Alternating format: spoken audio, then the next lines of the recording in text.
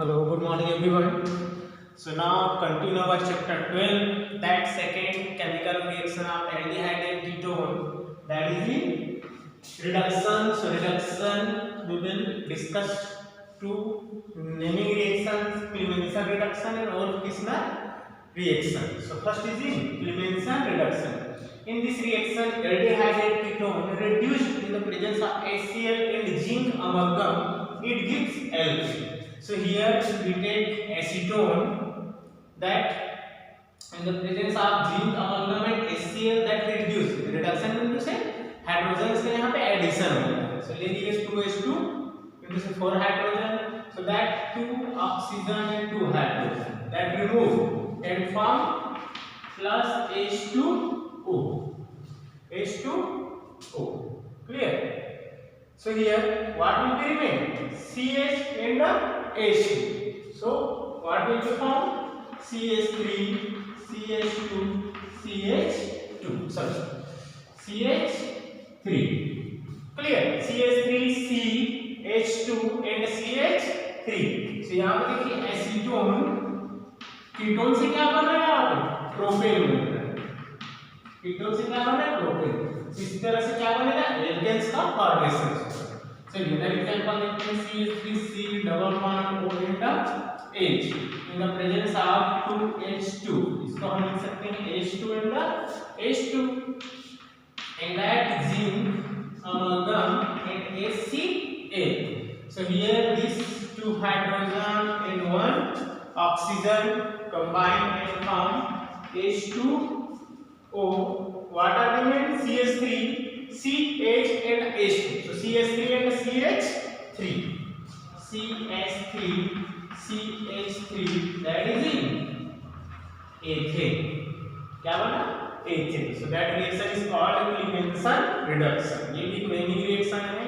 Naming reaction पे आपको generally focus करना है. So here second reaction is Wolff-Kishner reaction, that is also naming reaction where aldehyde and ketone reduced in the presence of hydrazine. So we take acetone C double bond O CH3. Hydrogen का formula होता है NH2 और NH2 and NH2. Clear? एक gives hydrogen presence में यहाँ से निकाल लीजिए. H यहाँ भी रिमूव हो गया, H यहाँ से हो गया O. So remove minus H2O. What are the CH3C and the CH3 and NH2. So CH3 double bond in NH2. Clear? So यहाँ पे देखिए हाइड्रोजन. हाइड्रोजन से क्या बना? यहाँ पे बना हाइड्रोजन. हाइड्रोजन से hydrogen.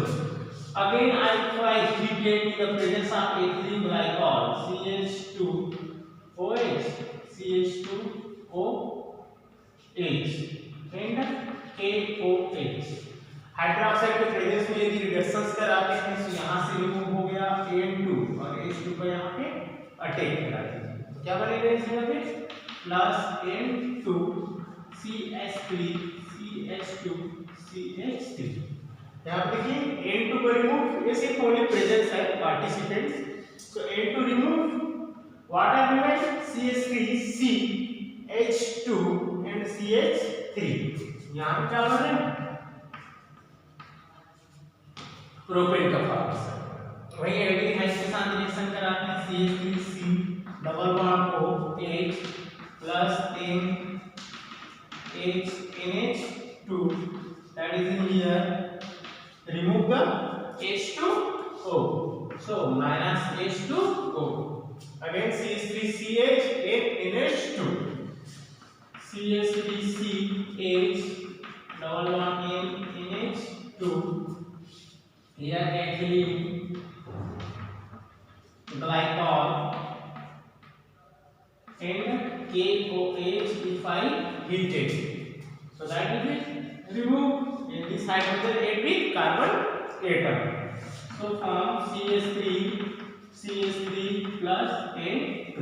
CH3C H3 and N2 remove. That is called Kirschner reduction. So here aldehyde ketones that are oxidizing in the presence of air, it gives carboxylic acid. मतलब aldehyde और ketone का carboxylic acid में convert हो जाते हैं. So यहाँ देखते हैं पहले example, suppose CH3 C double bond OH in the presence of O and O, O2, clear. So यहाँ 2 मोल्स ले लेते हैं.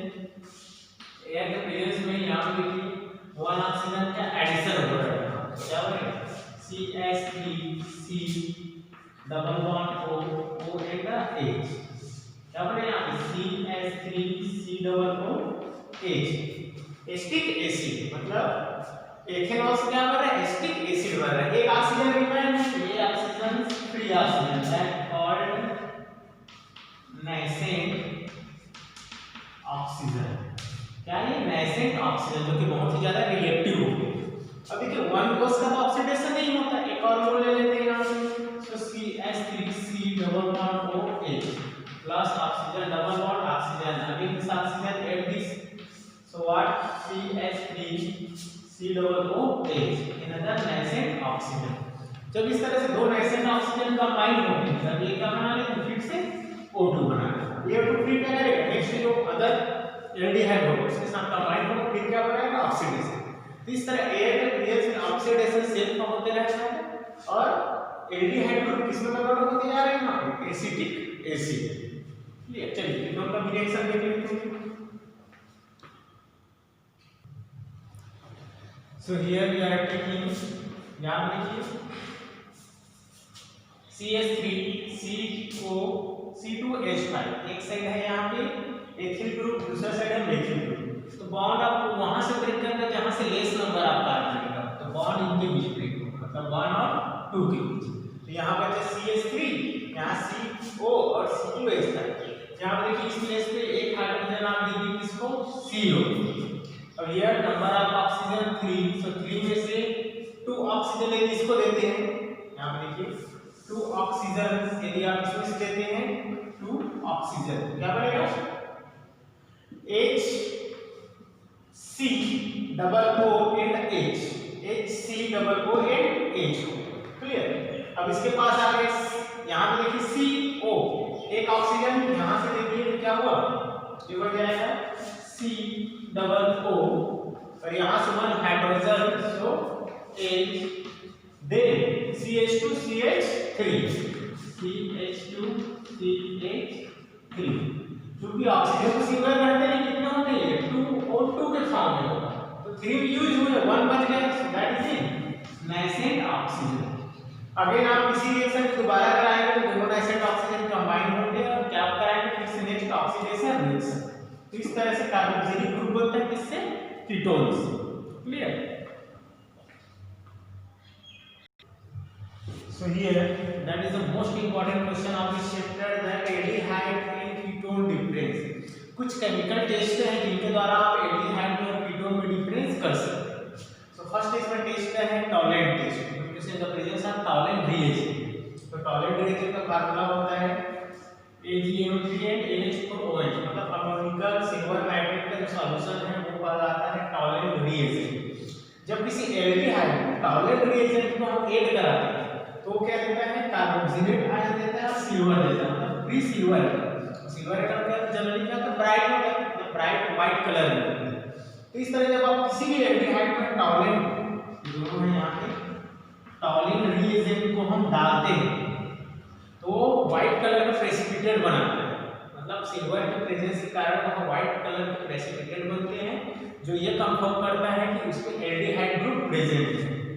जब उसी टॉलेंट रिएजेंट को हम कीटोन में डालते हैं तो कीटोन में क्या होता है? वहां पे किसी प्रकार का प्रोडक्ट फॉर्मेशंस नहीं होता, उनमें से नो रिएक्शन होता है.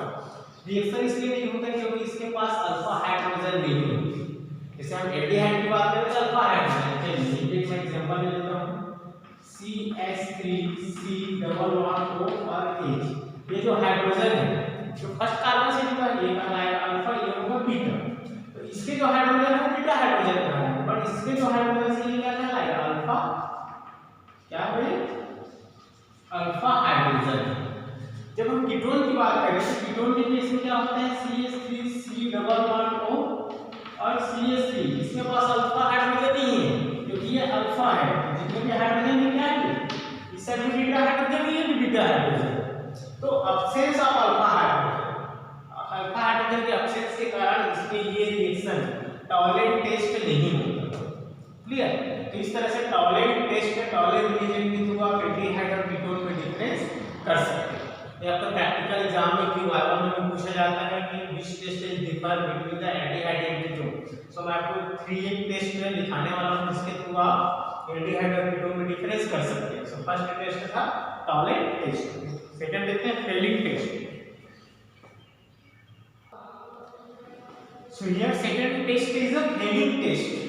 So aliphatic aldehyde oxidized in the presence of failing solution. It gives red brown precipitate.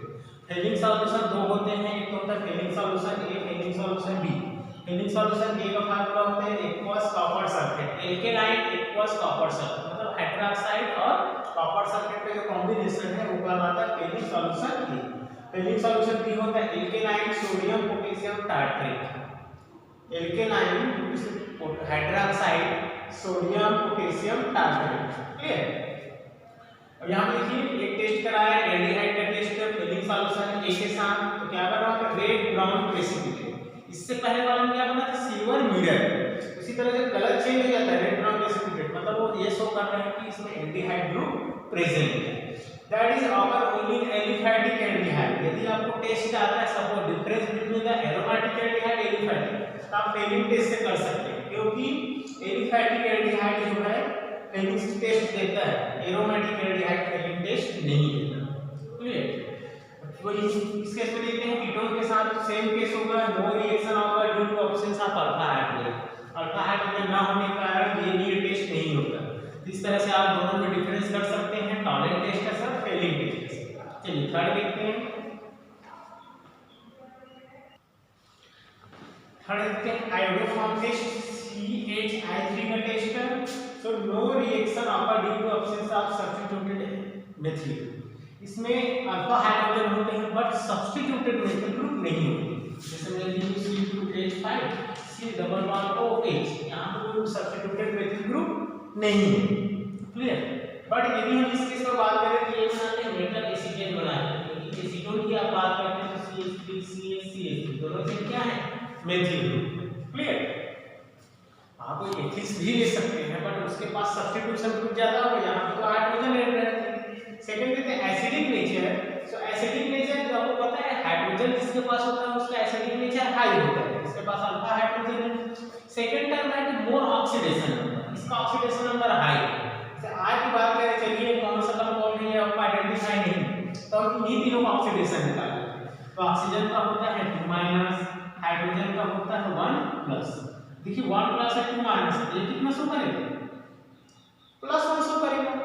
कितना शो करेगा यहाँ पे +1 शो करेगा। क्लियर? प्लस एंटर ये आपका हो जाएगा सॉरी माइनस है तो यहाँ हो जाएगा इसका प्लस प्लस एंड प्लस 3+ होगा क्योंकि माइनस कितने हैं 3-। चलिए इस केस में हम बात करते हैं RC_O R। ये दोनों R है मतलब आइडेंटिफाई नहीं है कौन सा केस है, इसका हो जाएगा 2-, इसका हो जाएगा 2+। क्लियर? सो ऑक्सीडेशन नंबर हाई है, यहाँ पे 3 ऑक्सीडेशन नंबर है कार्बन का, यहाँ 2 ऑक्सीडेशन नंबर है कार्बन का। तो उस कंडीशन में हम बोल सकते हैं कि ऑक्सीडेशन हाई है तो एसिडिक नेचर हाई है।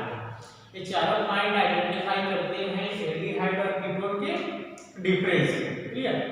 कल से हम नेक्स्ट वीडियो में देखेंगे अल्फा हाइड्रोजन के कुछ रिएक्शन जो भी केमिकल प्रॉपर्टीज में वो भी आते हैं, इसके बाद उसको स्टडी करेंगे। क्लियर? Okay, thank you.